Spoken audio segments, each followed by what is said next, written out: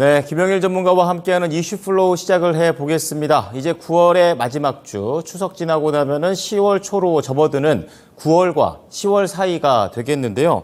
시장 분위기가 어떻게 지금 흘러가고 있는지, 앞으로 추석 이후는 어떨지에 대해서 오늘 구체적으로 알아보도록 하겠습니다. 원래 이 증권가 분위기를 보게 되면은 당초에는 추석이 지나고 난 다음에는 반등 가능성이 있다라고 얘기를 해왔었는데요. 지금은 좀 더 뒤로 지연이 돼버렸습니다. 추석이 끝나도 어떻게 될지 잘 모르겠다라는 그런 내용입니다. 아무래도 유가 급등으로 인해서 인플레이션에 대한 우려감이 다시 한번 커졌고요. 그리고 고금리 상황이 길어진다라는 내용, 그리고 유럽의 경기 침체 위기, 그리고 중국 경기까지도 부동산을 중심으로 안 좋은 상황들이 계속해서 나오고 있기 때문입니다. 그리고 국내 내용을 보게 되면은 환율 문제가 또 있고요. 또 연고점을 돌파하게 되면서 또 부담을 키웠죠. 그리고 여기 보시다시피 3분기 실적에 대한 기대치도 낮아지고 있는 그런 상황입니다. 보시면은 기업 173곳을 대상으로 해서 3개월 전만 하더라도 44조 억 원대 중반 정도가 됐었었는데 지금 9월 25일 기준으로 보게 되면은 42조 후반대까지 내려와 있는 그런 상황입니다. 우선 증권가의 분위기를 보게 되면 매크로에 대한 그런 문제점과 관련해서 국내 증시의 연말 랠리를 기대하기 위해서는 금리에 대한 문제 그리고 환율 안정이 필수적인 상황이다. 만약 이게 없다면은 앞으로 하반기에도 계속해서 변동성이 이어질 거다라고 우려를 하고 있습니다. 그래서 당분간 이익을 좀 방어할 수 있는 가치주 그리고 고배당주가 안전판 역할을 할 수 있다라는 주장을 펼치고 있는데요. 오른쪽 보시게 되면은 최근에 코스피가 1.8% 하락하는 동안 음식료품 업종이 1.2% 올랐고요. 그리고 또 대표적인 방어주죠. 통신업종이 0.4% 오르게 되면서 최근 이런 증시 하락에도 불구하고 상당히 선방해내고 있는 그런 모습들을 볼 수가 있습니다. 하지만 이 내용도 안전하진 않아요. 좀 세부적으로 좀 보게 되면은 신한투자증권에서 나온 얘기인데요. 10월에 판가 전이 가능성 등을 고려하게 되면은 산업재라든지 소재 중심의 이런 가치주들의 마진 보호력이 괜찮다라고 얘기를 하고 있지만 원재료의 비중이 높은 유틸리티라든지 비철금속, 필수 소비재 이쪽에서는 마진 전망이 흔들리고 있다라는 얘기까지 나오고 있습니다. 거기에 더불어서 또 찬바람이 불 때 생각이 나는 고배당주 같은 경우에도 확실히 연말 배당에 대한 기대감이 커지고는 있지만 앞서 나왔던 이 3분기 영업이익 컨센서스가 계속 떨어지고 있다는 것들을 충분히 반영하면서 너무 기대하지는 말자라는 관점입니다. 자, 어떻게 보면 추석을 앞두고 있는 상황에 좋은 내용보다는 나쁜 내용이 더 나오고 있는 그런 모습인데요. 김영일 전문가께서는 어떠한 해결책을 생각해 놓고 있는지 오늘도 알아보도록 하겠습니다. 전문가님, 안녕하십니까? 네, 반갑습니다. 김영규 전문가입니다. 네, 오늘은 추석 이후에 어떻게 움직일지에 대한 부분에 대해서 말씀을 해주셨는데 지수 보니까 코스피는 계속해서 하락세를 좀 보여주고 있고 코스닥도 900선 깨지고 난 다음에 어제 약간 반등 나왔지만 지금도 시원치 않은 그런 움직임들을 보여주고 있습니다. 시장 전반 어떻게 파악하고 계시는지 궁금하네요. 네, 일단은 지금 최근에 시장이 워낙해서 하락 중이고 지금 추석이 지나가도 좋은 이야기가 나올까에 대한 의문감이 상당히 있습니다. 악재가 워낙에 많은 상황이다 보니까 지금 현재 상태에서 악재가 추가적으로 더 반영이 되게 되면 추석 이후에도 시장은 좋지 않을 수가 있겠다라는 우려감이 생겨나고 있는 것 같아요. 아마 여러분들도 지금 이 많은 분들이 지금 현재 시장에 대해서 부정적인 시각을 좀 갖고 계실 것 같아서 이 부분에 대해서 이제 10월 달에 우리가 또 어떻게 시장에 대해서 대응을 해야 될지 제가 가진 뷰를 한번 이야기를 해보도록 하겠습니다. 자, 일단 최근 시장이 워낙에 하락 추세를 이어나가고 있는 상황이죠. 이번 주에 제가 여러 번 이야기를 했듯이 시장은 악재가 나타나는 구간이 보여지게 되면 항상 이 악재를 반영하는 구간이 필요하기 마련입니다. 그런데 최근 시장은 워낙에 악재가 여러 가지가 나오고 있고 또 이게 한 번에 나와주면 좋을 텐데 한 번에 나와주는 게 아니라 또 연속적으로 나오고 있죠. 처음에 중국발 악재로 시작을 했다가 유가 올라가죠. 그 다음에 FOMC 악재 나오죠. 그 다음에 지금 이 미국 셧다운에 대한 우려감까지 악재가 연속적으로 나오다 보니까 시장이 이를 반영하는 데에 대해서 상당한 시간을 쓰고 있고 그에 따라서 지금 벌써 이 시장이 한 달 넘게 하락을 하고 있는 모습을 보여주고 있습니다. 그러면서 양 지수 모두 굉장히 좋지 않은 모습을 보여주고 있는데 문제가 무엇이냐라고 하면 아직까지 악재가 다 정리되지 않았다라는 점입니다. 그러면서 여전히 반영되는 구간이 있다라는 점이에요.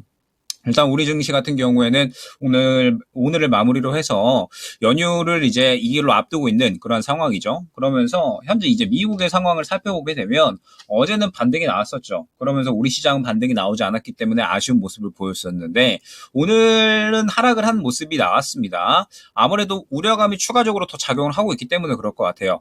JP 모건 CEO 다이먼 이 CEO가 이번에 이제 이 금리 인상에 대해서 무려 7%대까지 올라갈 수 있다는 이야기를 했죠.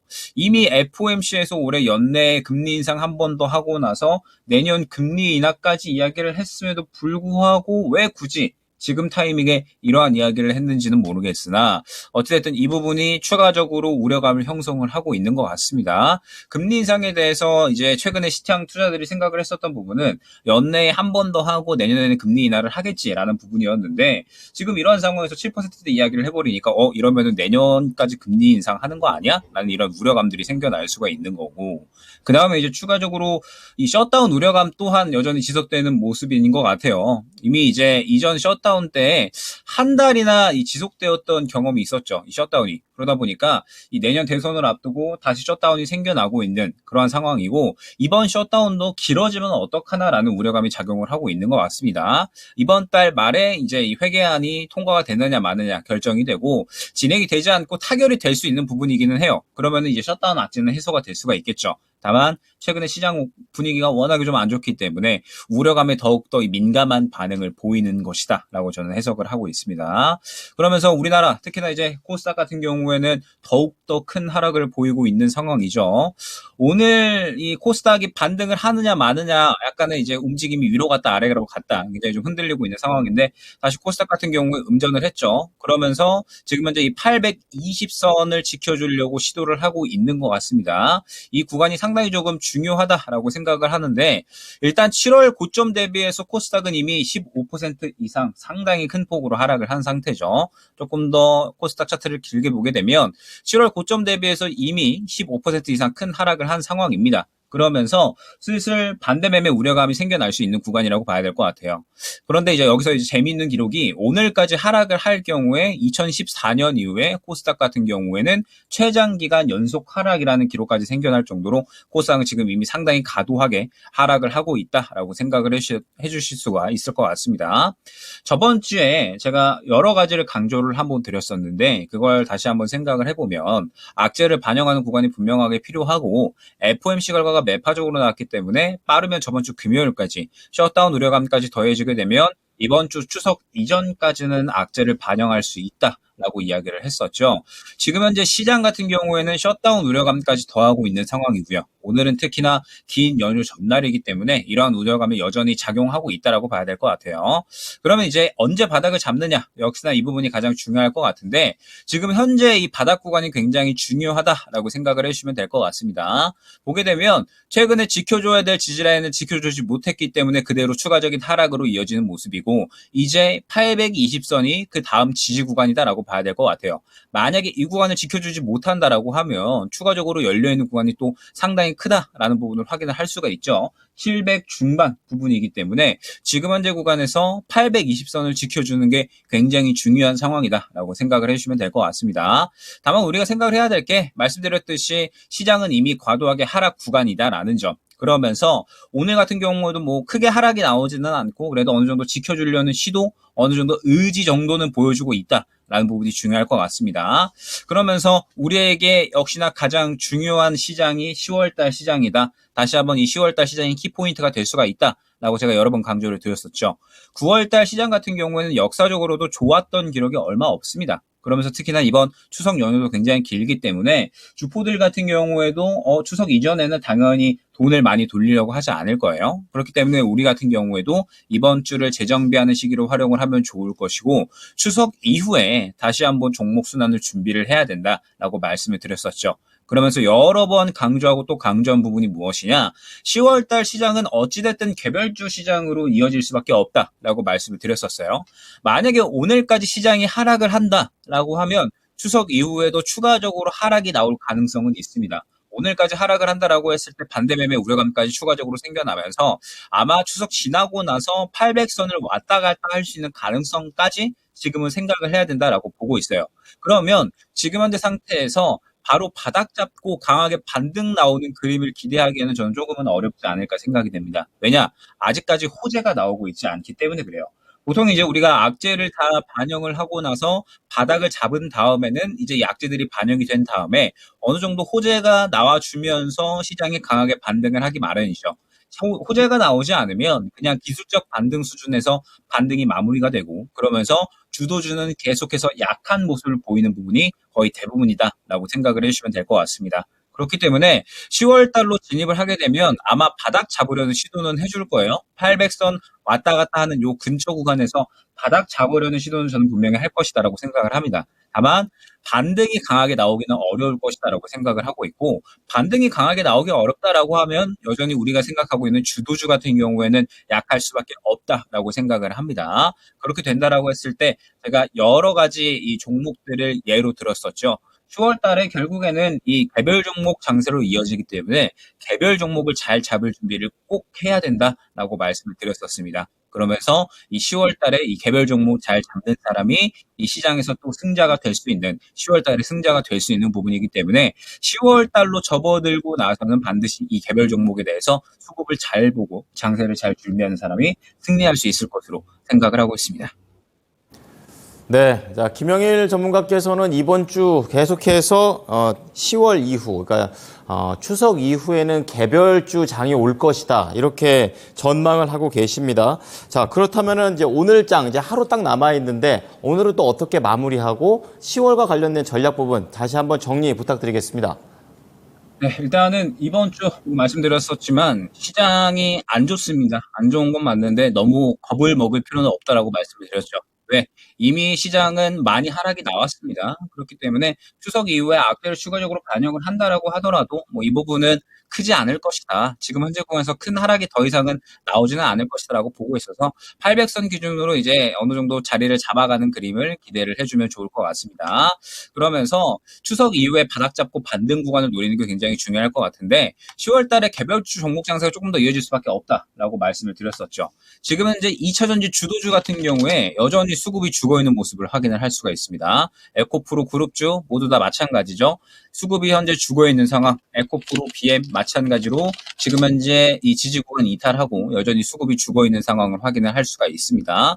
포스코 그룹주들도 다들 마찬가지죠. 제가 주도주에 대해서는 항상 강조를 드리지만 수급이 죽어있는 상황에서는 우리가 굳이 접근을 할 필요는 없다라고 말씀을 드렸습니다. 지금은 조금 더 바닥을 잡는 구간까지 기다렸다가 수급이 들어오는 구간에 신규 매수 혹은 추가 매수를 진행하면 된다라고 말씀을 드렸죠. 수급이 들어올 때까지 2차전지는 조금 더 기다려야 된다라는 뜻이 되는 거고 반도체는 그나마 긍정적이다라고 볼 수가 있을 것 같아요. 보게 되면 반도체 같은 경우에는 예전에 들어가 있었던 수급들이 그대로 다 살아있는 모습을 확인을 할 수가 있거든요. 최근에 반도체 같은 경우에는 한번 시장에서 반응 나왔다가 조정 나오고 또 반응 나왔다가 조정 나오는 이러한 흐름이 계속해서 반복이 되고 있습니다.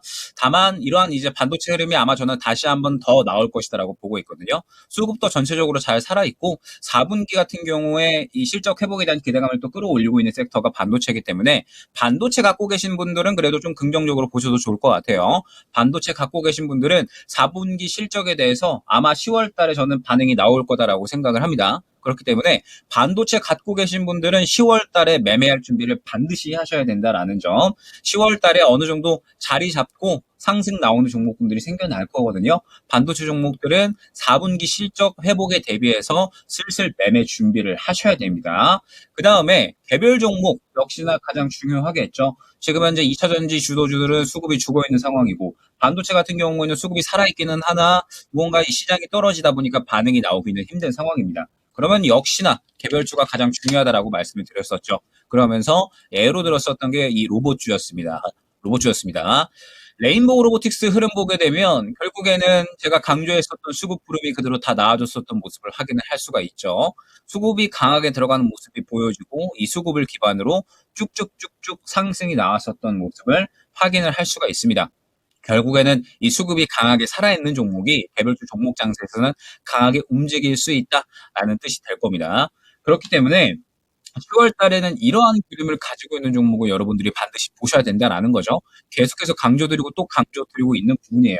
10월 달에 개별주 종목 강세가 펼쳐진다라고 하면 이렇게 로봇주처럼 움직임이 나오는 종목들이 반드시 있을 수밖에 없다라고 말씀을 드렸었습니다. 더군다나 10월 달은 개별 종목 장세가 될 거기 때문에 수급이 쏠리는 종목들은 더욱더 수급이 쏠릴 수밖에 없다라고 생각을 하고 있거든요. 그렇기 때문에 10월 달에 수급이 쏠리는 종목은 반드시 단기 주도주가 될 수밖에 없다라는 점.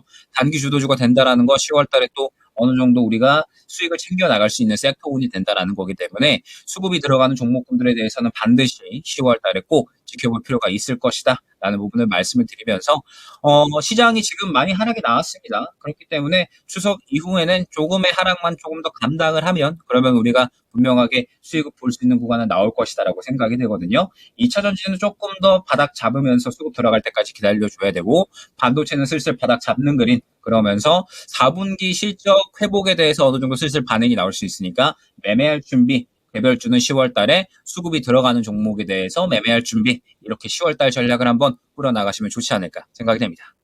네, 우선은 9월 말 시점에서는 반도체 그리고 막 언급이 나왔던 로봇 이런 종목들 잘 살펴보고요. 10월에는 좀 더 구체적인 전략으로 함께 해보도록 하겠습니다. 전문가님 추석 잘 보내십시오. 네, 감사합니다. 네, 지금까지 이슈플로우 김영일 전문가였습니다.